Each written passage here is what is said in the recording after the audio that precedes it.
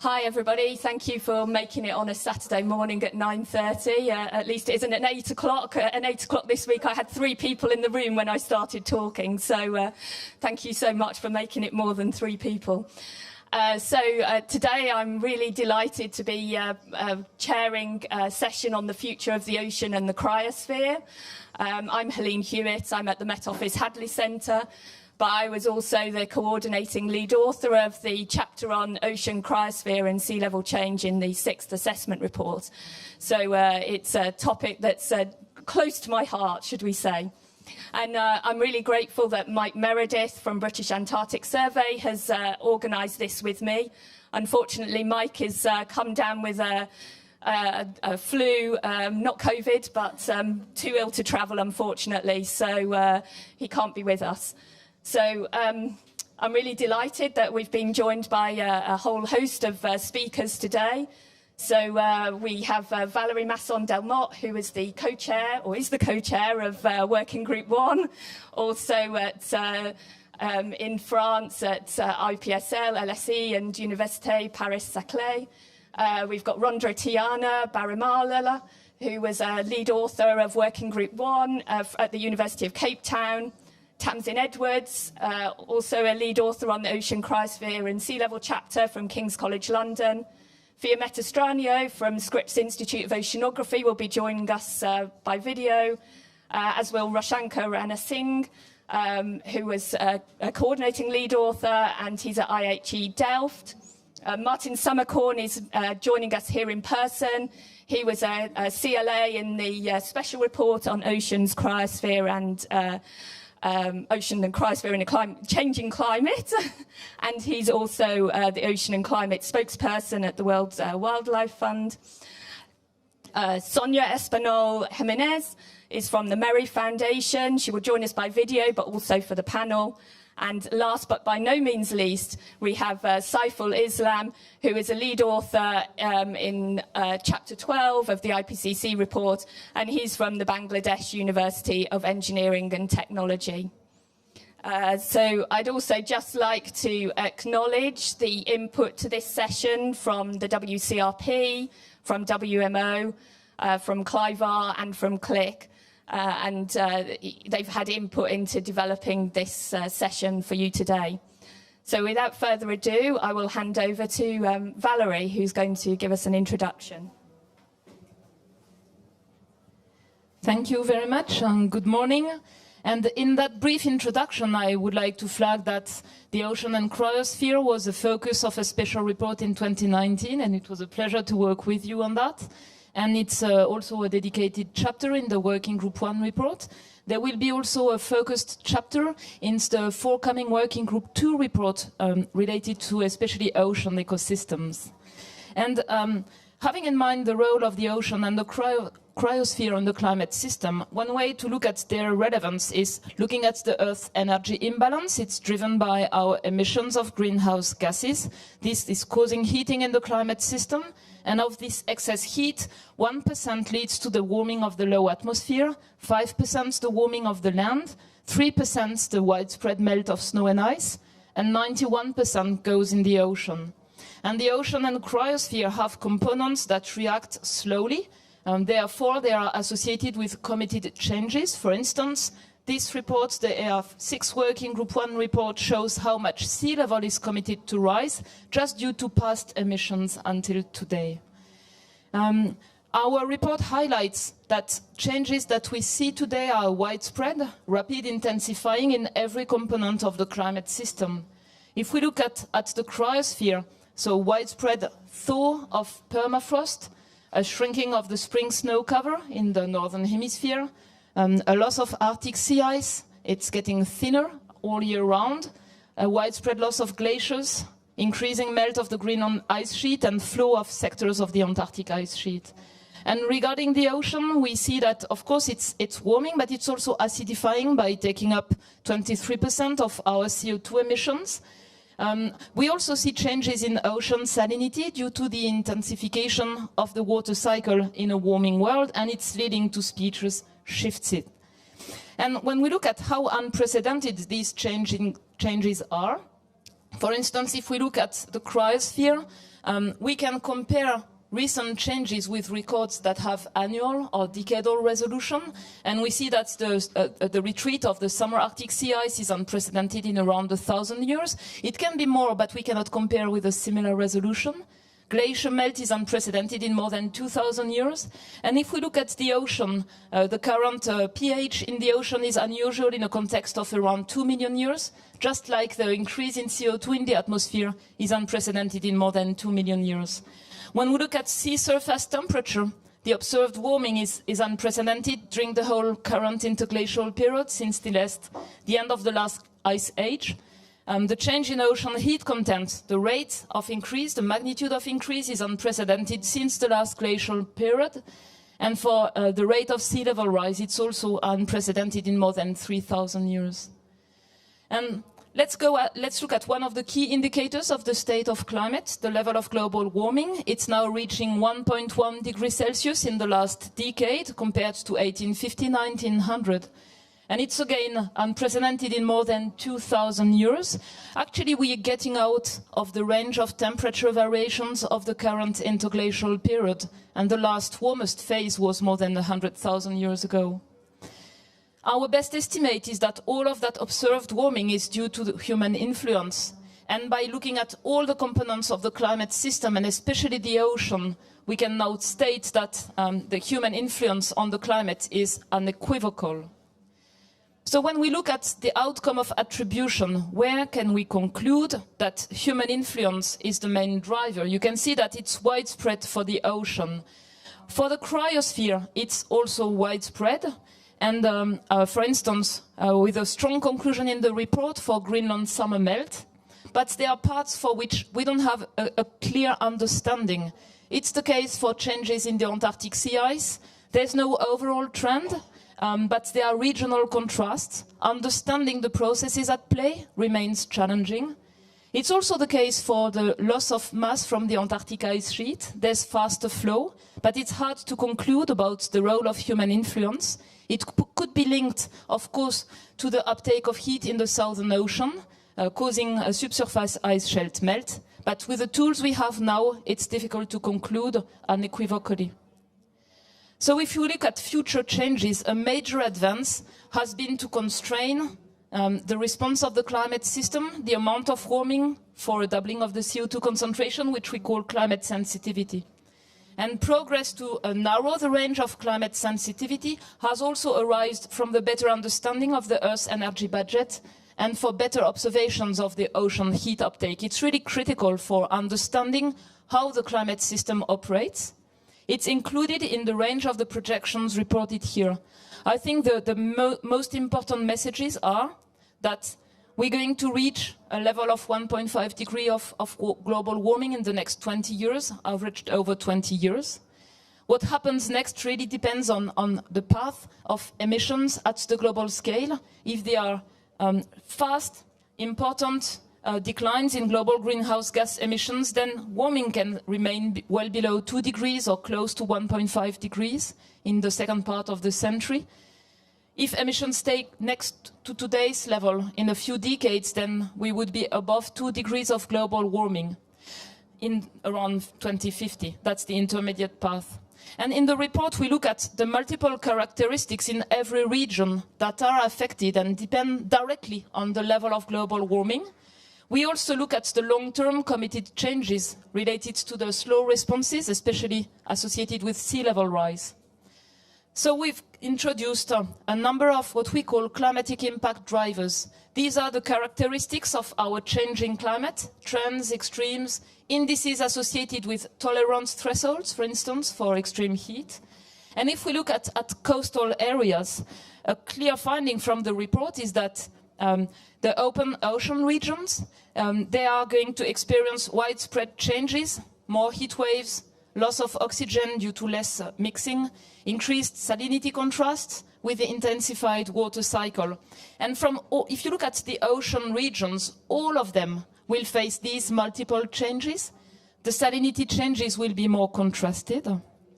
If we look at the coastal consequences of a warming climate, a clear finding is that regional sea level rise will contribute to increases in the frequency and severity of coastal flooding in low-lying areas and coastal erosions along most sandy coasts. And you can see that amongst the concerned regions, almost all of them will experience the consequences of a changing climate.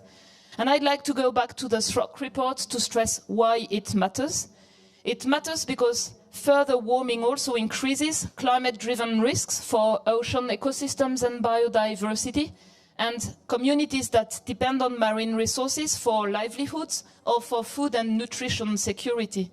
And with further increments of warming, you see that some ecosystems are really facing high risks and high impacts. It's the case for warm water coral reefs, but actually all types of coastal ecosystems, kelp forests, or what we find in salt marshes, estuaries, or mangrove forests, with different levels of warming will face growing impacts and risks associated with just here the effects of warming. The other changes are not yet completely reflected in the assessment of risks for coastal ecosystems.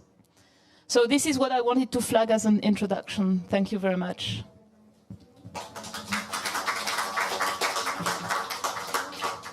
Thank you very much, Valerie. And now Rondre will talk to us about results from the ocean in the report. The ocean is a key component of the Earth system as it transports and stores large amounts of heat, fresh water, and carbon. In fact, the ocean acts as a sponge that takes up and stores heat that is trapped in the atmosphere. And the latest IPCC report assessed that more than 90% of the observed changes in Earth's total energy between 1971 and 2018 are actually stored in the ocean. In addition to that, the ocean takes up and stores carbon dioxide from the atmosphere, and that's through both physical and biological pumps. So based on these facts, we can say that the ocean is doing us a favor. It's because it provides us services by slowing global warming in the air and over land. However, all these do come at a cost. So in the next few minutes, we're going to talk about these costs. First of all, by taking up heat from the atmosphere, the global ocean heat content has been continuously increasing. And different products from a selection of direct and indirect measurement methods show the evidence is that ocean heat content in the upper and intermediate layer of the ocean are robustly increasing, with the upper layers warming at a faster rate. Still, based on these observations and simulations, the ocean shows a faster warming rate in the past few decades, and more precisely, the rate of ocean heat uptake has doubled, with the increase in ocean heat content extended into the deep ocean. And over a third of the accumulated heat is actually stored below 700 meters. These warming rates are reproduced by climate models, and it's reproduced only if the models are forced with both natural and anthropogenic forcings. And also, these warmings are also reflected in the ocean thermal expansion, which is an important contributor to global mean sea level rise, or the so-called thermospheric sea level rise. And again, the observed rise is represented in the simulations only if both natural and anthropogenic forcings are included. And one of our colleagues will talk more on sea level rise shortly. But with all these findings, the IPCC AR6 assessed that human influence is extremely likely the main driver of the global upper ocean warming since the 1970s. And these lead to devastating consequences. For example, the sea level rise that we just talked about, and that's already affecting different regions on Earth. But not only that, but there are frequent and intense extreme events such as marine heat waves. Now let's talk about the cost of CO2 absorption by the ocean. So the carbon dioxide taken up from the atmosphere are dissolved in the ocean. And as a result of that, the surface ocean pH goes down, or what we call ocean acidification.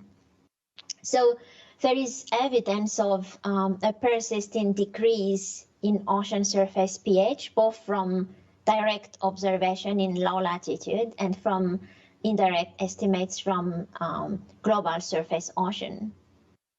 So the IPCC AR6 concluded that it is virtually certain that human-caused CO2 emissions are the main driver of current global acidification of the surface of the ocean. And as we all know, many regions are already experiencing the consequences of both the warming and acidification of the ocean. For example, the consequences on marine ecosystems and biodiversity, such as coral bleaching, the consequences on marine resources, as well as the consequences on human communities and societies. And these will continue unless there is a dramatic change in the global greenhouse gas emission.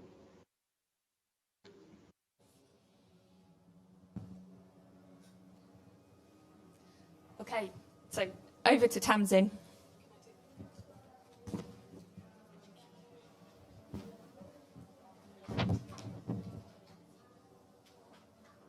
All right, thank you so much. I'm going to talk about changes in the cryosphere. So the cryosphere is the frozen sphere, the frozen water of our planet, the ice, the snow, and the frozen ground.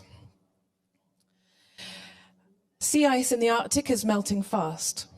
The white area over the ocean shows Arctic sea ice last year at its summer minimum, which was the second smallest since satellite monitoring began in 1979.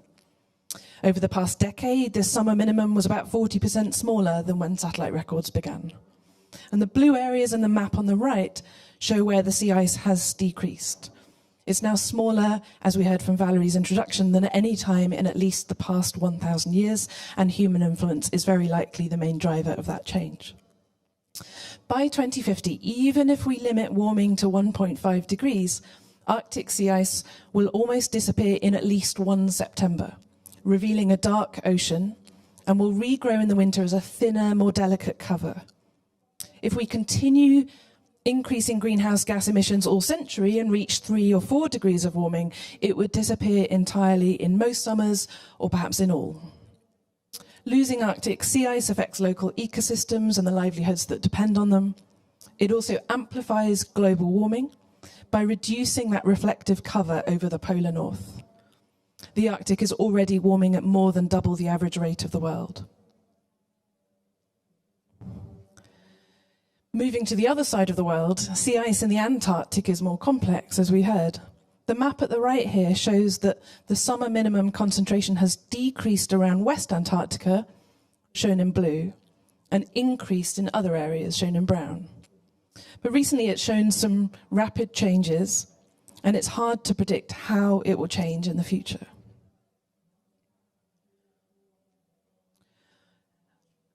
Almost all the world's glaciers have been shrinking since the 1950s, a retreat that's been unprecedented, as we've heard, in the last 2,000 years. Human influence is very likely the main driver of that retreat since the 1990s. Snow cover in the Northern Hemisphere spring has decreased since 1950, and human influence has very likely contributed to this decrease too. And in recent decades, it's been common for the permafrost, the frozen ground, to completely thaw in some regions. This can damage or destroy roads, buildings, and infrastructure, and make wildfires more likely. It also risks releasing carbon into the atmosphere, amplifying global warming. And of course, global warming will increase all these changes. Mountain and polar glaciers are committed to continue melting for decades to centuries. And if we keep increasing our emissions, after 200 years, all the world's glaciers could be gone. More seasonal snow cover will also be lost, and there will be more thawing of the permafrost. Any release of carbon into the atmosphere would be irreversible for hundreds of years or longer. And as we've just heard, the oceans are warming. Ocean currents are also changing. These are contributing to melting of the Greenland and the Antarctic ice sheets in places where their glaciers flow into the oceans. We'll hear more about Greenland in the video after my talk. For the Antarctic ice sheet, here the top map shows predictions of thinning by 2100 of the ice under very high greenhouse gas emissions. And the more greenhouse gases we emit, the more we risk destabilising the Antarctic ice sheet if we haven't done so already, which would rapidly increase ice loss for centuries and cause sea level rise that changes coastlines around the world, as we'll hear later. The second map shows a prediction of the thinning by 2300, under 3 degrees of warming and rapid instability. But this instability is hard to predict, so there's still deep uncertainty about the future losses from the ice sheet and the potential for rapid and long-lasting sea level rise. If temperatures rose much higher than this, than 3 degrees, from unrestrained greenhouse gas emissions over those 3 centuries, the loss of ice from Antarctica could be around 10 times more. Some of these changes could not be undone on any meaningful human timescale. The oceans will be warmer, the ice sheets will be smaller, and, as we'll hear later, sea levels will be higher for hundreds to thousands of years. Next, we'll hear more about the Greenland ice sheet from Fiamma Stranio of the Scripps Institute of Oceanography.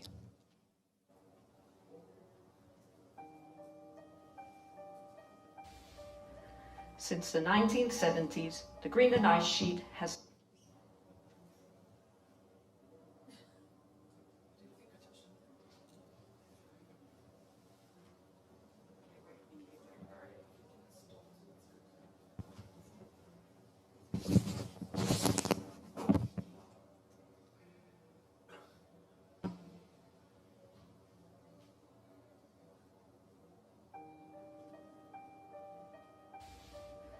Since the 1970s, the Greenland ice sheet has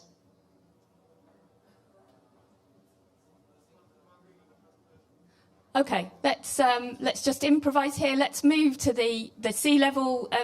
Rosh can't be with us today, but he's sent a video on sea level, so we'll hope that works. And in the meantime, I will try and sort out any technical difficulties.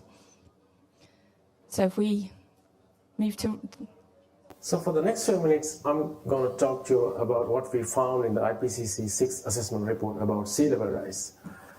First, looking at the past, we have high confidence that since 1900, the global mean sea level has risen faster than over any prior period in the last 3,000 years, as you can see in this figure, in the boxed area.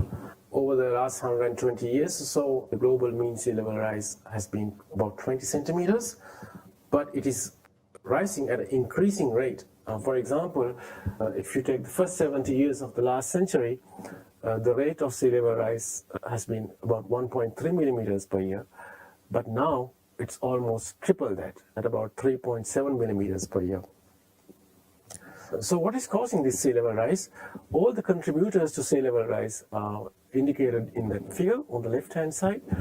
And as that figure shows, before about 2006, the main contributor to sea level rise has been the ocean thermal expansion. That's the blue shaded areas in that figure. But after 2006, the melting of land ice has become dominant. And that's what is shown by the gray shaded areas in that figure.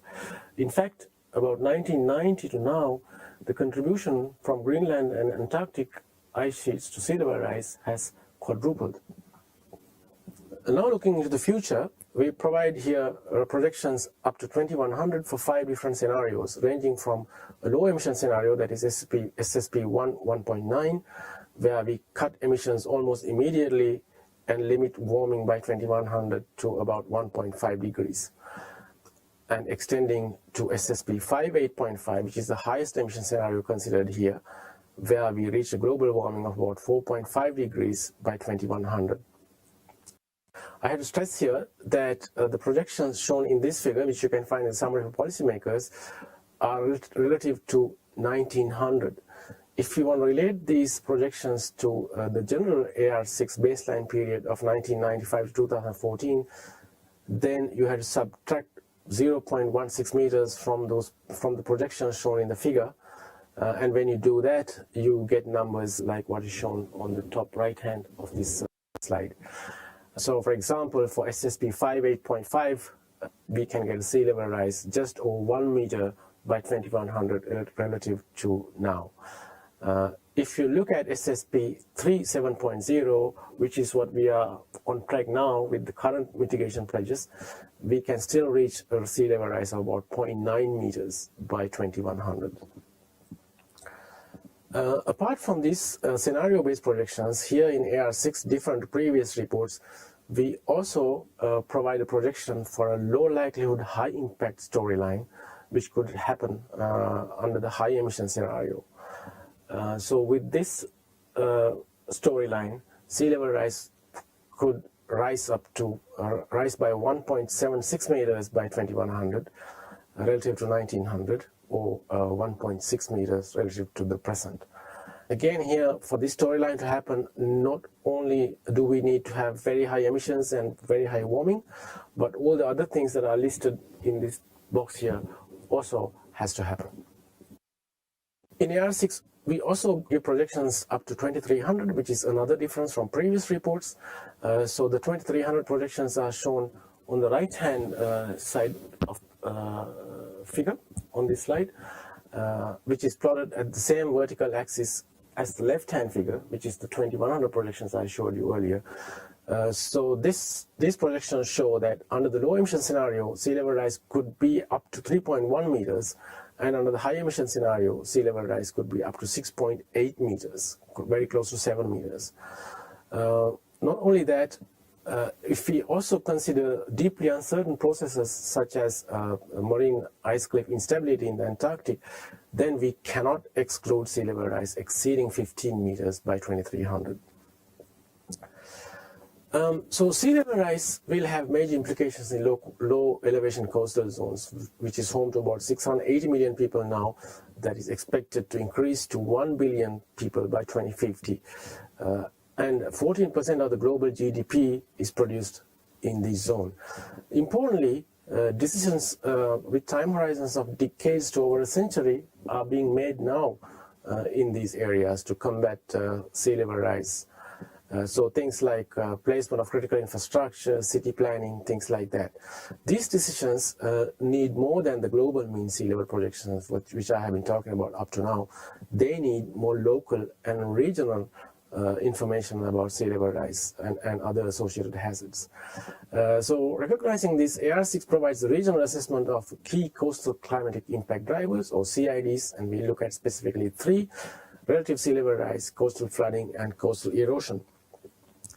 So what we find in looking at these CIDs, coastal CIDs, is that about 2/3 of the global coastline has a projected regional relative sea level rise that is plus minus 20% of the global mean increase of sea level. And these projections for different time slices and scenarios are all provided in this nice online tool provided by NASA. So relative sea level rise does not only change the mean water level in an area, but it also increases the frequency and severity of coastal flooding in low-lying areas, and also to coastal erosion along more sandy coasts. We have high confidence that the changes in these 3 coastal CIDs will happen in most of the world's regions by 2050. And that's about when we are expected to cross 2 degrees of global warming, except under the lowest emission scenario. So there's not a lot of time left. Now, if you want to have a look at how these coastal climatic impact drivers change in your area, then I invite you to have a look at this Coastal Futures online tool that was recently released by IT Delft, which brings together all the coastal CID data sets that we assessed in this report, plus a few more that were released more recently. Thank you very much, and I wish you a productive meeting. So for the next few minutes, I'm going to talk to you about what we found in the IPCC 6 assessment report about sea level. Okay, so thank you very much, Rosh. And now we should be moving to Martin's slide. I think it's the one before, is it? Oh, did I skip two? Sorry. Back. That's it. Perfect. Thank you. Okay, so I'm delighted to welcome Martin to speak now. Thank you. Yes, and thank you, Helena and Mike, actually, to organize this session. One thing at the outset, obviously, I was asked to talk about adaptation by Helena when we came here. I said that I would like to speak to responses rather than only adaptation, and I tell you in a second why that is so. There's also, what I should say is that we now talk about adaptation because in context of the SROC, just because obviously so far there was no working group 2 report at AR6 which Valerie pointed to. So I want to emphasize what I said about responding by just quoting the SROC. Enabling climate resilience and sustainable development depends critically on urgent and ambitious emission reductions coupled with coordinated, sustained, and increasingly ambitious adaptation actions. So these things, especially in the ocean and cryosphere context, are coupled. As we heard from Tasneem, we will change, we will experience further impacts, and the ocean is a key part of our climate systems, as are our cryosphere elements. So we really have to look at these responding trajectories, adaptation and mitigation together. So when we talk about human responses to ocean climate change in the ocean and cryosphere context, then we can distinguish principally between 3 groups. The first is nature-based or ecosystem-based adaptation. This is the sustainable use of biodiversity and ecosystem services as part of an overall adaptation strategy to help people to adapt to the impacts of climate change.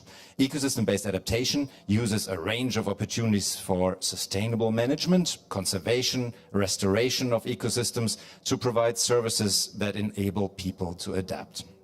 Secondly, we have, and we probably will hear more about that, the human systems, the built environment and the adaptation that relates to that. These are adaptation solutions that will deal with the coastal infrastructure that is built and the systems that are used for doing that. This can be all the way from science over governance to managerial systems. And then last but not least, we have human systems, socio-institutional adaptation. These are adaptation responses within human social, governance, and economic systems and sectors.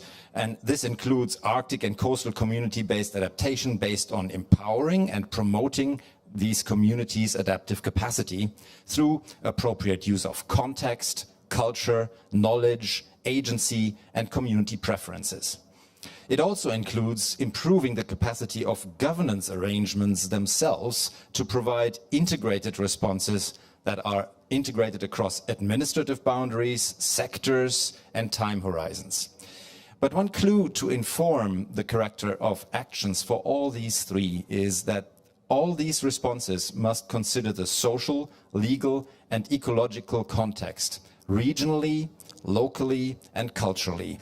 So the effectiveness, and that's what SROC finds, the effectiveness of this solution is therefore determined by the involvement of people and by considering the resilience of ecosystems. So what response options do exist in the ocean and the polar regions? So the first one should be implementing ecosystem-based approaches to adaptation, and that can be ecosystem-based management, marine spatial planning, and stewardship, for example. Secondly, we need to strengthen integrated governance across scales. So governance arrangements currently are often too fragmented across administrative boundaries, especially in the ocean and coasts, and sectors to provide integrated responses to the increasing and cascading risks from climate-ocean change. Even where improvements are recently made, for example, it's not that nothing is done in the polar regions, the development of these solutions is not sufficiently rapid or robust to adequately address the increasing scale of risk. Thirdly, there is evidence that establishing networks of marine protected areas and conserved areas actually contribute and enable responding to change. Such networks provide an insurance mechanisms from which replenishment of biodiversity, for example, can take place should management fail or local collapses occur. Fourth, enabling adaptive fisheries management. Such adaptive fisheries management that regularly evaluates and updates measures informed by assessments of future ecosystem trends that are within season, annual and long-term harvest adjustments that are based on the precautionary principle.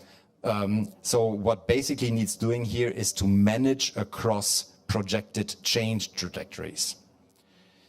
Fifth, rebuilding or overexploited or depleted fish stocks. So strengthening of the precautionary approach, such as rebuilding these overexploited or depleted fish stocks, will increase the effectiveness of response options going forward.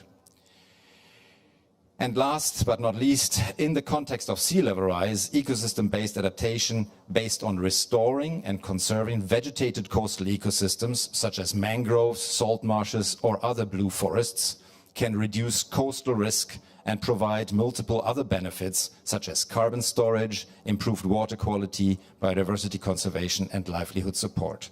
Also here, and especially here, we talk about multiple benefits for both adaptation and mitigation. But we should actually recognize that limits exist with both rate and scale of the changes that we are experiencing. For example, we have found evidence that adaptive ecosystem-based fisheries management is not effective anymore if the rate of ocean change is too fast for institutions to respond. And I should re-show part of the figure that Valerie showed before. The structural integrity, habitat quality, for example, to serve as nursing habitat sustaining fish stocks and fisheries, and the capacity to absorb carbon, blue carbon, often named blue carbon, of coastal ecosystems is dependent on warming levels. And as you can see, many of them are not far away. Warm water coral systems are the most vulnerable and are already suffering massively at present levels of warming, but also other coastal ecosystems that are extremely important for biodiversity, carbon sequestration, livelihoods and food security, such as kelp forests, seagrass meadows and salt marshes, are vulnerable at warming levels that can be reached soon if greenhouse gas emissions are not sharply reduced. So what are the key enablers that we found in SROC for responding to ocean and cryosphere change?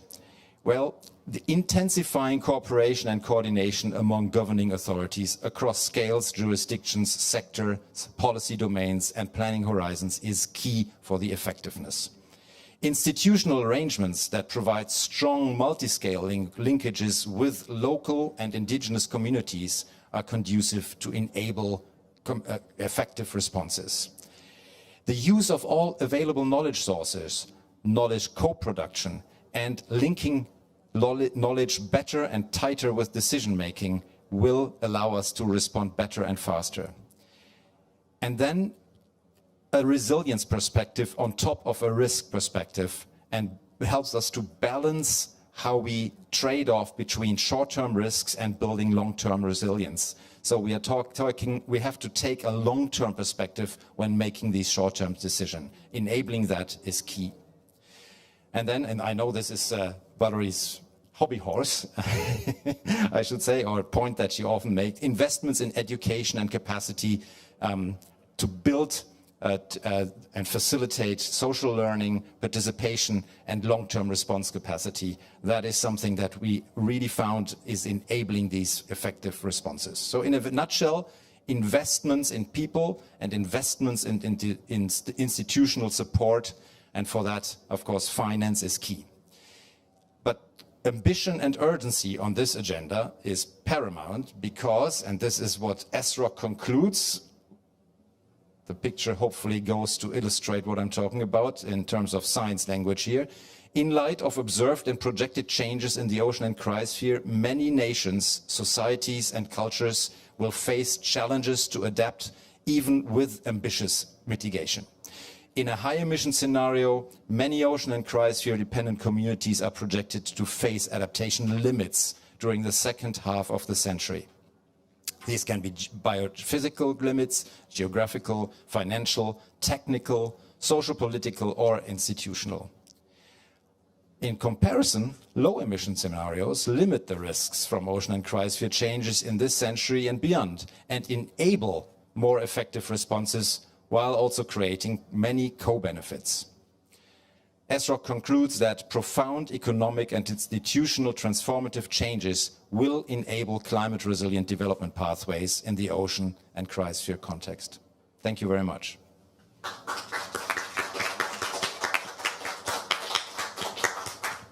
Thank you very much, Martin. And now we're going to change tack, and Sonia Espinal from the Merry Foundation is going to present us a video that she's recorded about a nature-based solution related to whales. Hello, my name is Sonia Espinal. Thanks for this virtual invitation. I am marine biologist, research in Merry Foundation. We know that climate change is a reality and we need solutions urgently. Oceans must be integrated into the climate process because they are essential in the human and animal food chain, are a driver of global economic growth, and in nature context, oceans are key because they absorb more than the half of the anthropogenic carbon emissions. Oceans also regulate planet climate and provide at least half of the ocean that planet needs. In the oceans are different ecosystems that can mitigate climate change. For example, whales. Baleen whales are an umbrella species because the conservation and protection of this species indirectly affect the conservation and protection of other species within their ecosystems. This is because baleen whales are in all oceans and they play an important role in the health of the marine ecosystems. Baleen whales are called ecosystem engineers because the effect of the whale pump. Iron and nitrogen are limited in marine ecosystem, but essential for plant and animal life at all levels of the food chain. These elements need to be available at the surface of the ocean where they can stimulate primary productivity through photosynthesis. Many baleen whales feed at depth, but defecate and urinate at the surface, transporting these limited nutrients. This process helps to combat climate change and global warming, as carbon is absorbed and sequestered during photosynthesis. Baleen whales transport nutrients when they migrated from highly productive feeding grounds to nutrient-poor breeding grounds. Baleen whales also store a great deal of carbon. When they die, their bodies sink to the seafloor, where they create a mini ecosystem of life, and after the carbon is incorporated into marine sediments. Now we know that baleen whales are more than food, and they have an important role in the ecosystem. This role was economically calculated in Chile by the International Monetary Fund. Whales contribute to the food chain and increase fish stocks. Whale watching is an important industry in the world, and whales help climate change with the capture of 33 tons of carbon dioxide in their bodies and improving the phytoplankton productivity. This supports an economic value of near $3 million for blue whales in Chile. We know that not all can be evaluated. For example, whales have an incalculable value for the local communities that live with them because whales are part of their culture. But marine traffic is a risk for whales because ship strikes and the underwater noise pollutions. To help to protect whales, we are developing with the Ministry of Environment of Chile the Blue Boat initiative.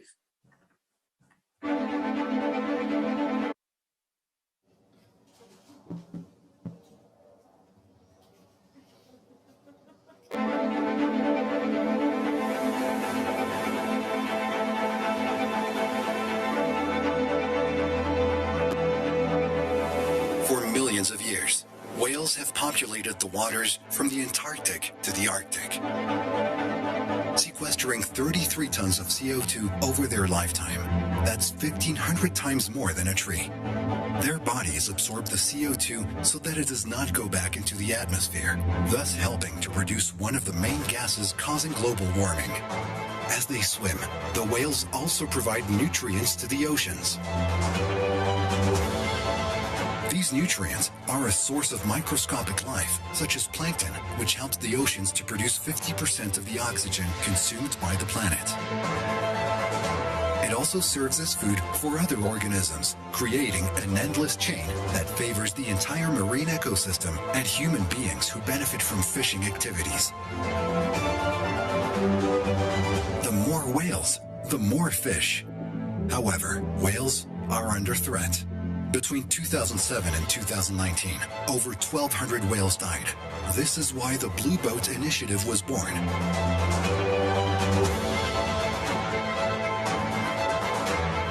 The Blue Boat Initiative will install and connect the first South American network of early warning acoustic buoys for whale protection. A network of intelligent buoys with a complex system of hydrophones, oceanographic sensors, and transmitters, which will begin to operate in the south of Chile.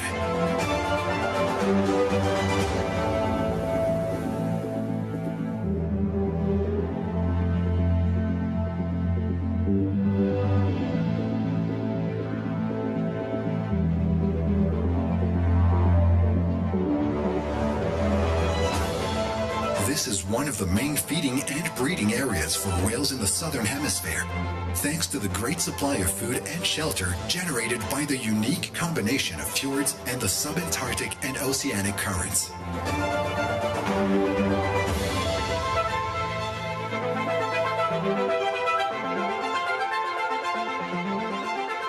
The Blue Boat Initiative will begin in the interior sea of Chiloé, the Gulf of Ancud, and the Gulf of Corcovado, and then cover the entire migratory route of the whales. The satellite information sent by the buoys will allow vessels to be warned in real time about the presence of whales, so that they can take measures to avoid hitting these valuable cetaceans. These buoys will also make it possible to collect vital data regarding the global warming of the oceans, thanks to the oceanographic sensors that will monitor the health of the oceans. The ocean is an essential part of the cycle of life, and we can help keep it healthy, multiplying and benefiting the whole world. Be part of this unprecedented Chilean initiative. Help us change the history of the ocean and the world.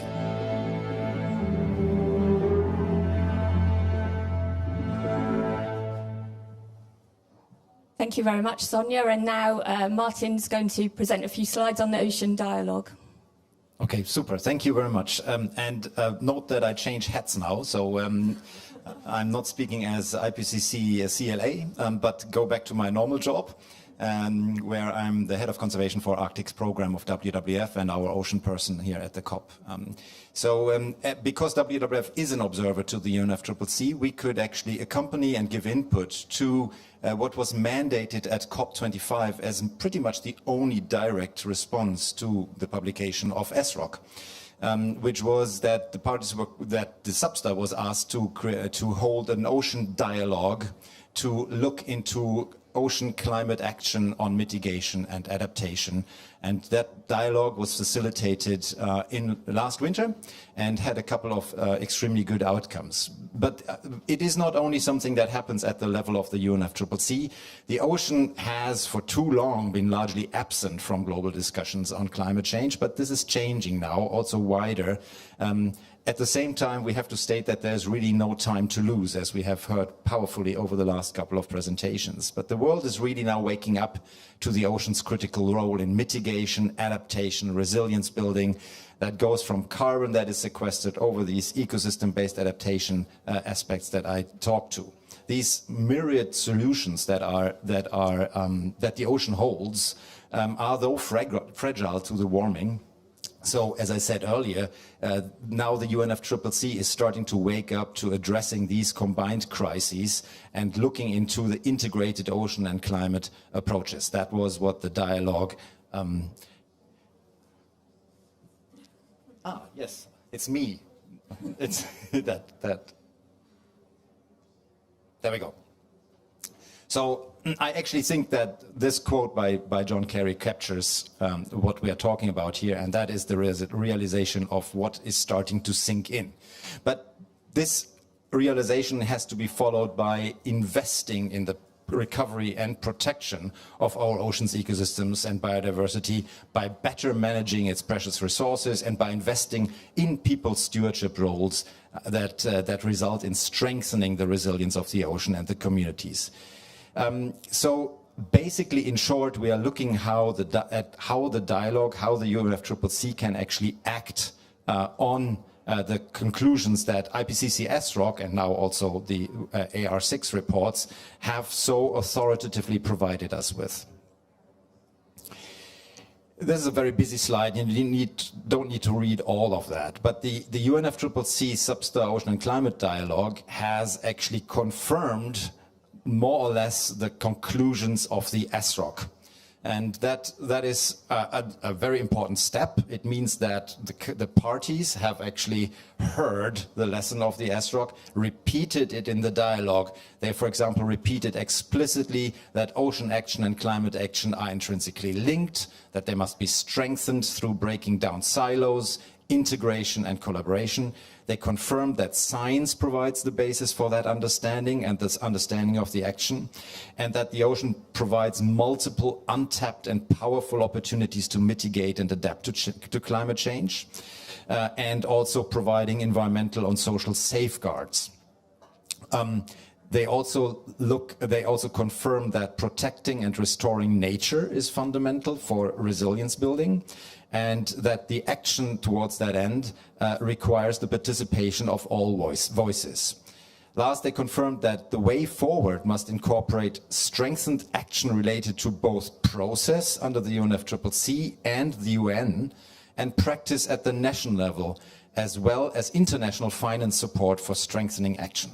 And that's basically what you see in front of you, these four big pillars that were identified under the dialogue for actions under the UNFCCC across the United Nations at the national level, and for finance and other cross-cutting support.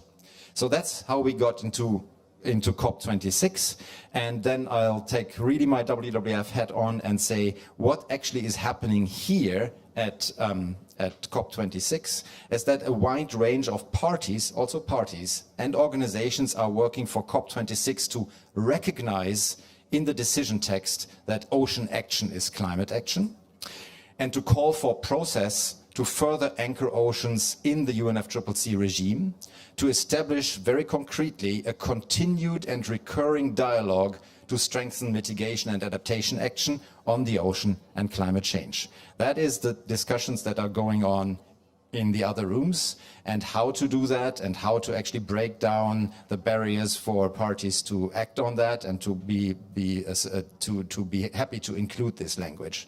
So, but it's not only at the UNFCCC. The parties and organizations also asked for the COP26 outcome to be calling for strengthened ocean coordination through existing items at the UNFCCC itself, and already call on parties to increase ocean climate action in their national plans, for example, NDCs and NAPs. So this is the discussion that is happening over there. It is informed by the science, and I'm in the position with many of the organizations that you see down there to work on this with the parties and create that momentum. Thank you very much. Can you just do the next slide, please, Martin? And just to flag that as part of this, we're now moving into the UN Decade of the Ocean. People are looking to do the science we need for the ocean we want. It's a lifetime opportunity for the world to come together. And so there's a lot of work towards this. So that's our presentation on the ocean, the cryosphere and the sea level. And now we just want to have some questions. I first of all want to ask Saiful his reflections coming from a country like Bangladesh, which is particularly vulnerable.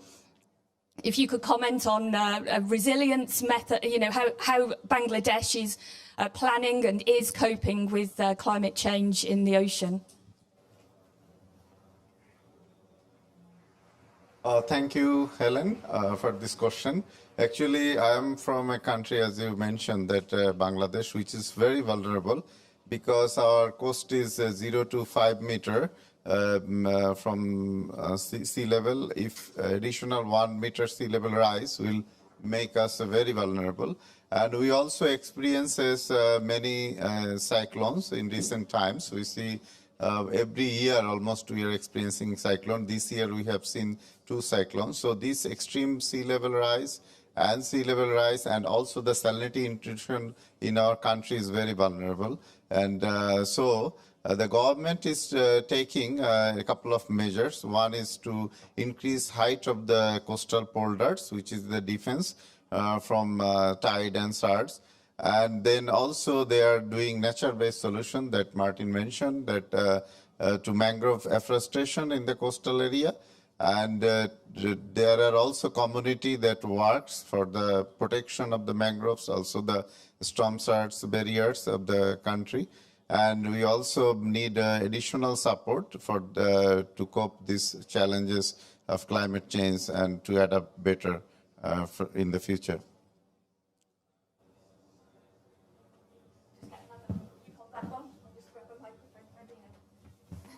So do we have any other questions for our... okay. Thank you. It's Peter Stott from the Met Office and the University of Exeter. So this ocean dialogue is absolutely fascinating to me and sounds a really positive step. But given the threat to snow and ice on the planet, what about, is there a need for a dialogue on the cryosphere as well? I guess I can answer some of that, if I can start at least. I think so. There is definitely a lot of work to do to convey the long-term implications of cryosphere change, what that means for all of us, for civilization as a whole, and how it relates to actually even short-term targets, meaning up to 2030, and the mitigation that is required. So I think that is something that needs to be held. It hasn't come into the UNFCCC yet to a necessary degree. There are dialogues that are going on. The message has been absolutely brought forward, but we are not there where we can bring it into the mechanisms. It's not ripe yet, so we need to work on it. There are opportunities though, and just adding that, for example, just to highlight that, the second periodic review of the long-term temperature goal of the convention is such an opportunity. There's another expert dialogue to be held in June next year. Hello, I'm Thomas from Thomas from Climate Risk. Thank you for this. It was I enjoyed it really. I have a question. In the low emission SSP, is the thermal expansion still increasing after 200 and in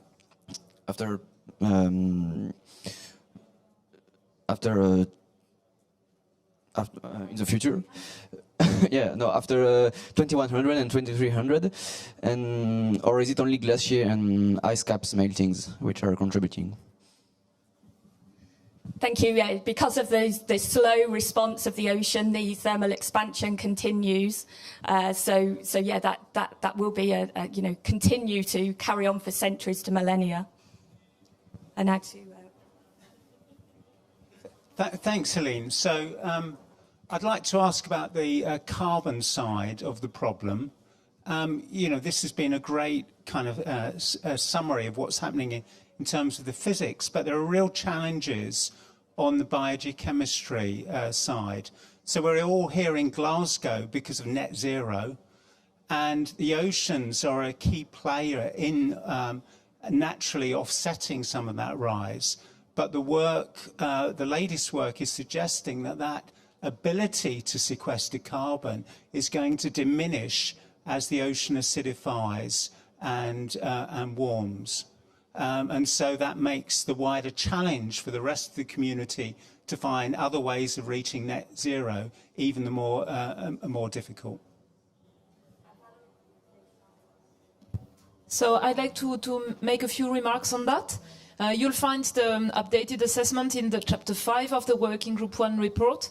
What I find really novel there is the fact that there are observations that suggest that some of the key processes, the buffering capacity of the ocean, that plays a key role in the ability to absorb more CO2 when the atmospheric concentration is rising. So there are observations that suggest that these processes are starting to change, and they are involved in, for high emissions, a level of warming, let's say, above 2 degrees Celsius.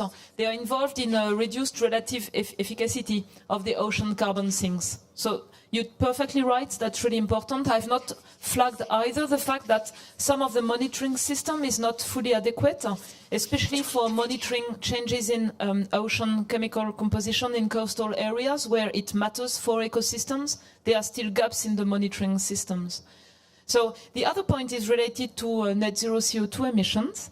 The point in the report is that it is human cumulative CO2 emissions that drive warming. The relationship is with cumulative human-caused CO2 emissions. So what it means is that our net emissions need to be at zero if we want to limit global warming. If the carbon sinks or if the land sinks have a reduced efficacy, it also implies that there might be further challenges in the actions that need to take place, including restoring ecosystems or including land-based options. There would be further challenges associated with these options to play a role in reaching net zero. Thank you very much, Valerie. I think any other questions we'll have to ask people to join afterwards. I've just, Tamsin has one thing to say. Yeah, I didn't talk about Greenland because we had this beautiful video from Fiamma, but we're going to try and perhaps I can tweet it from my account, which is @Flimsin. Perhaps we can put it on the actual event web page, because I really, really recommend just beautiful visuals of Greenland, of the ice, and really like a nice, clear, detailed script. So I really recommend you look out for us trying to put that out there. It's just a 2 or 3 minute video. Thank you, Tamsin. Thank you very much to all the speakers and the panelists for joining today. Yeah, sorry, we could have gone on for another hour, I think. Thank you.